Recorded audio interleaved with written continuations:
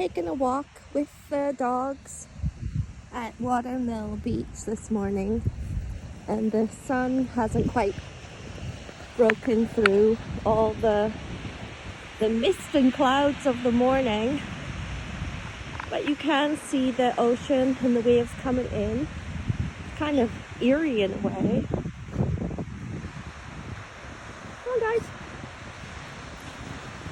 But it's not terribly cold, and there's someone just driving right onto the beach. I think they're doing some inspections. I think they're having a hard time and the sand's quite soft.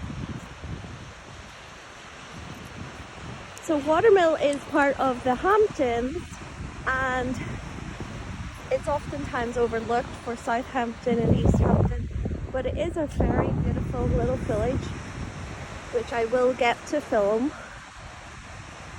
And I particularly like the Hamptons in the winter when it's just the local people here and less of the tourists. The summertime is impossible to drive anywhere. It's just so backed up with traffic and people. It's very hard to get a place to stay. It's very expensive.